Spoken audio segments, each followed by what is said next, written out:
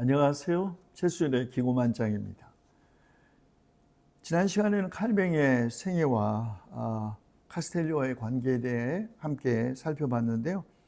오늘은 이어서 칼뱅의 기독교 강요 제15장 교회의 권세 편을 함께 읽겠습니다. 칼뱅은 이렇게 주장합니다.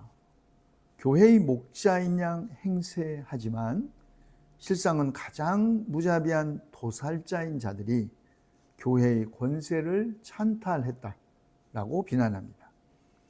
그들은 그들이 제정한 법률을 통해 죄사함과 의의를 얻는다고 선언하면서 그 법률에 신앙의 총체를 담아두지만 예수 그리스도가 이미 자유롭게 하신 양심은 그런 법률 따위로 강요되어서는 안 되고 이 자유 없이 양심은 하나님과 평화를 누릴 수 없다고 주장하죠.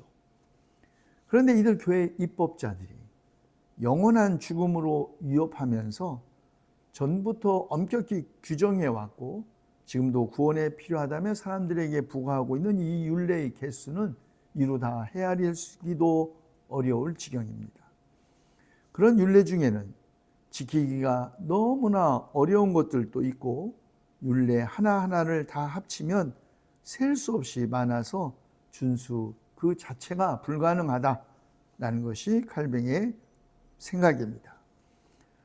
그들의 율례의 목적은 마치 율례가 명령하는 것이 구원의 필수적인 듯한 인상을 풍김으로써 하나님 앞에 우리의 영혼을 속박하여 우리에게 의무를 부과하려는 것이라고 비난하죠.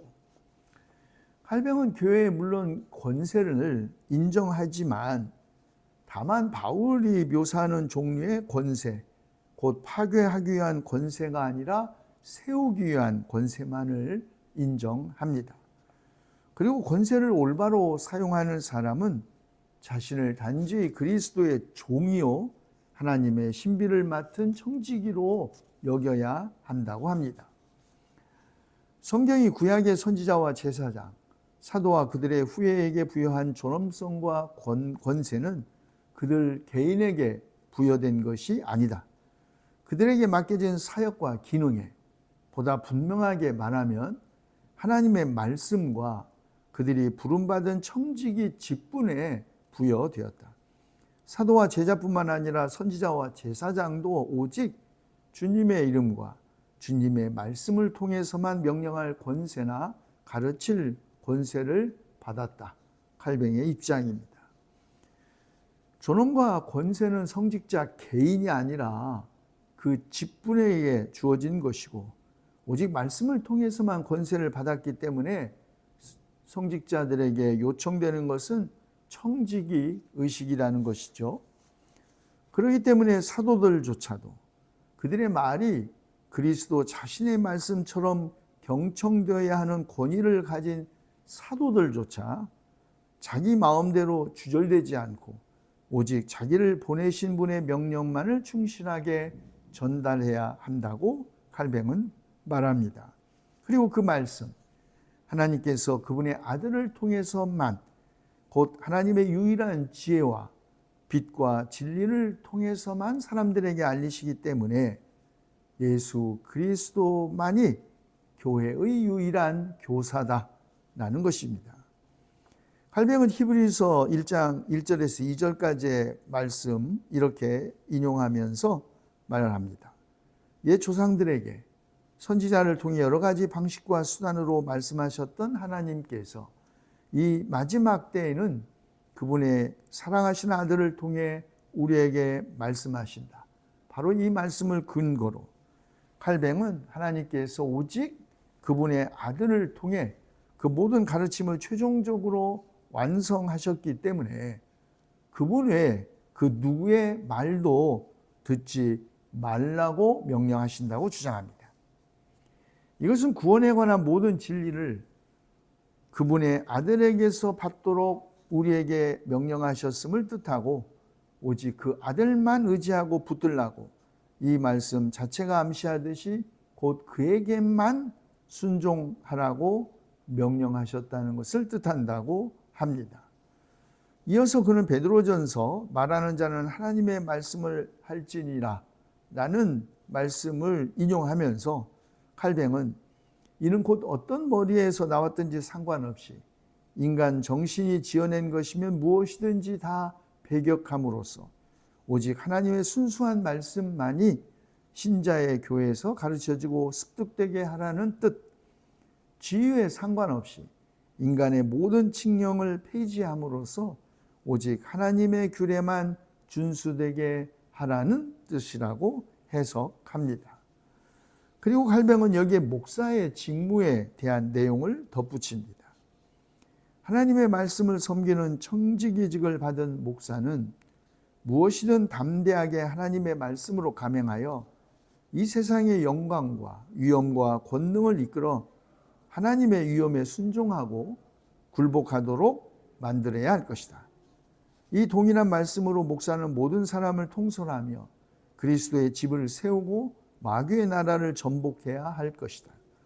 그들은 양을 먹이고 늑대를 제거해야 하며 배울 만한 사람을 교훈과 권고로 이끌어야 하며 완고한 반역자를 억제하고 형벌해야 한다. 목사는 묻기도 하고 풀기도 하며 뉘송과 번개처럼 호령하되 오직 하나님의 말씀으로 그 모든 일을 해야 한다.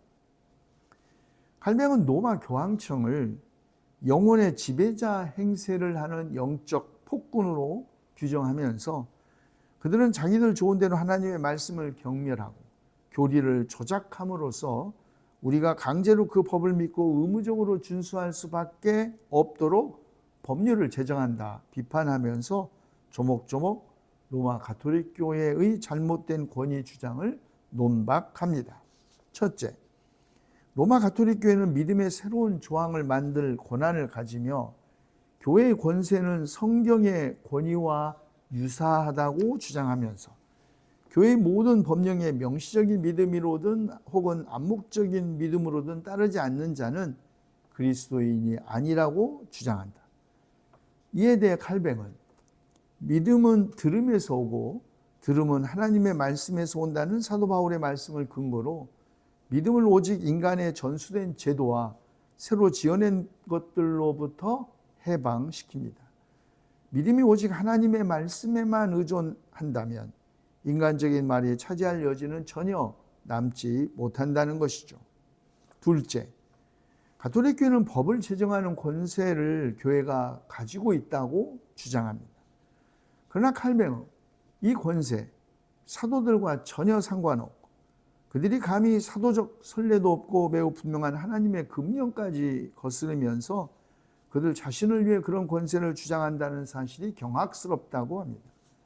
그리고 구원하실 수도 있고 멸하실 수도 있는 입법자는 오직 한 분만 계신다는 야고보서의 말씀에 의지하여 오직 하나님만이 우리 영혼의 왕이심을 인정해야 한다고 주장합니다.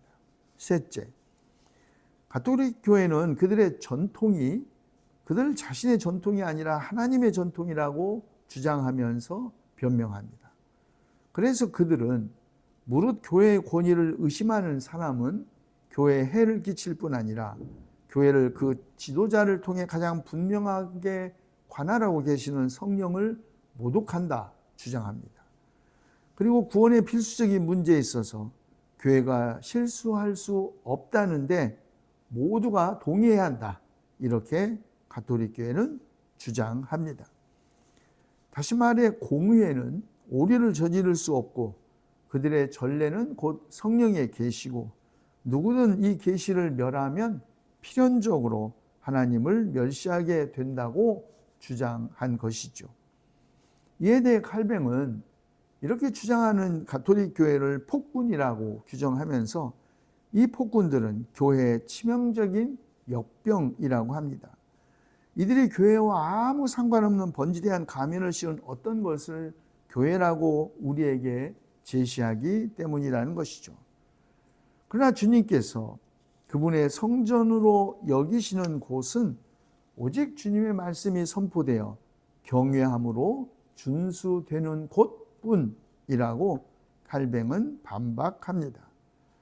그러므로 교회는 그리스도의 나라이고 그리스도는 오직 그의 말씀을 통해서 통치하시기 때문에 그리스도의 거룩한 말씀 없이 교회가 존재한다는 주장이야말로 명백한 거짓이라는 것입니다. 하나님의 말씀이 세운 한계를 벗어나 방황하며 새로운 법을 만들고 하나님을 섬기는 새로운 방법을 고안하기를 즐기는 교회는 교회가 아니다라는 것입니다. 칼뱅은 인간이 교회라는 호칭을 거짓되게 악용하여 그 우매한 뻔뻔함을 위장한다는 사실을 기억하자고 독자에게 호소합니다. 그리고 교회 이름으로 승인되는 인간 전통의 폭정에 맞서 담대하게 투쟁하라고 격려하죠. 왜냐하면 그들이 교회의 권세를 계속해서 운운하면서도 교회가 하나님께 받은 명령과 마땅히 그분께 드려야 할 순종을 무시하고 은닉하는 것은 엄청난 오만함과 사악함이기 때문이라고 합니다.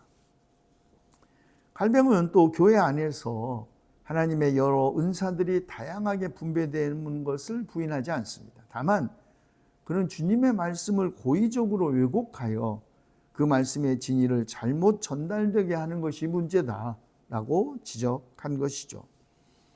칼뱅은 가톨릭 교회가 교회를 이미 거룩하고 흠이 없다고 간주하는 것도 그 역시 터무니없는 주장이라고 일축합니다. 그리스도가 매일매일 그가 택하신 자들을 성별하시고 정결하게 하시고 그들의 티를 씻어 제거하신다면 그들에게는 아직 더러움이 남아있고 주름이 있으며 그들의 성화가 완성되지 않았다는 것이 분명하기 때문이라는 것이죠. 물론 그리스도가 교회를 물세례를 통해 생명의 말씀으로 씻으셨다는 것은 사실입니다.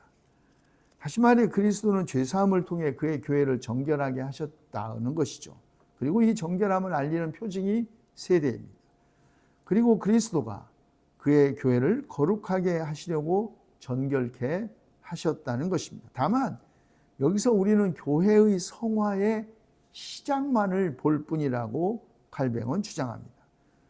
그들의 성화는 가장 거룩한 성자이신 그리스도가 그의 거룩하심으로 온전히 교회를 채우실 때 비로소 완성되고 충만해진다는 것입니다. 가톨릭 교회는 또 구원의 필수적인 요소들에 있어서 오류를 범할 수 없다고 가르칩니다. 그러나 칼뱅은 교회가 자기의 지혜를 포기하고 하나님의 말씀을 통해 성령의 가르침을 받는데 동의하는 한에서만 오류를 범할 수 없다고 믿습니다. 칼뱅은 사람들이 목회자의 권위를 가볍고 경솔하게 무시하게 하려는데 그 의도가 있는 것이 아니라고 합니다. 그는 다만 목회자를 식별하는 방식에 있어서 약간의 분별력을 사용함으로써 다 누구든지 목회자라는 이름을 가졌다는 것만으로 그 사람을 즉시 목회자라고 여기지 않아야 한다는 것을 말하는 것이죠. 칼뱅은 목회자의 모든 직무는 하나님의 말씀을 관리하는 데 국한되고 목회자의 모든 지혜는 하나님의 말씀을 아는 지식에 국한되며 목회자의 모든 구변은 하나님의 말씀 선포에 국한된다는 관점을 확고하게 견지해야 한다고 주장합니다.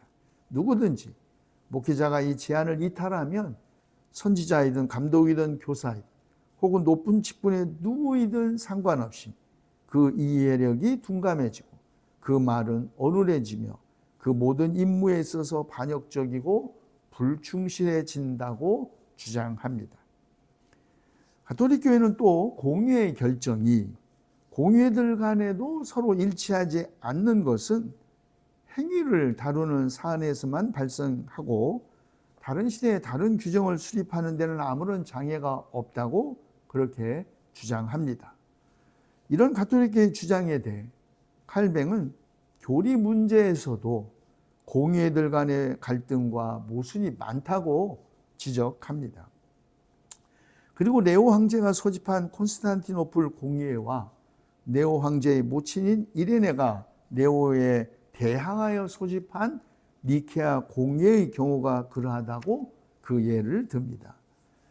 콘스탄티노플 공회는 성상을 헐고 파괴한다고 결론을 지었는데 우리가 아는 대로 니케아 공회는 성상을 복구하라는 명령을 내려서 서로 모순되는 결정을 한 것이죠. 칼뱅은 모든 공회를 정죄하거나 거기서 나온 모든 진술과 가르침을 거부하려고 하는 것은 아닙니다. 그는 초기의 공회들에서 경건에 대한 참된 관심, 명료한 교훈과 지혜와 총명이 있다는 거 부인하지 않습니다. 그리고 훌륭한 감독들이 있었다는 것도 의심하지 않습니다. 칼뱅이 지적하는 것은 후기의 공회들이 무질서에 시달렸고 무지의 실수도 있었다는 것이죠. 그런 점에서 모든 사안에 대한 공회의 결정을 예외 없이 성령의 계시로 받아들여야 한다고 주장하는 것은 지나친 주장이고, 공회나 목회자나 감독이나 교회는 우리가 하나님의 말씀의 규범에 근거하여 인간의 영이 하나님께 속해 있는지 시험하는 일을 금지해서는 안 된다고 주장합니다. 또 가톨릭 교회는 그들의 전통의 근원이 사도들에게로 거슬러 간다고 주장하지만 사실 이 주장은 순전히 사기일 뿐이라고 칼뱅은 주장합니다. 교회가 사도들에게 귀착시키는 것들이 정작 사도들은 전혀 모르는 것일 뿐 아니라 들어본 적도 없는 것이기 때문입니다. 칼뱅은 로마의 권력 남용에 대해서도 비판을 하는데요. 특히 주교들의 재물욕과 계급의식을 비판합니다. 주교의 생활은 검소함과 절제, 신중함과 겸비함의 본보기가 되어야 마땅하거늘 하인들을 수행원으로 거느리고 화려한 의상과 식탁과 대저택으로 군주 흉내나 내는 것이 과연 옳을까?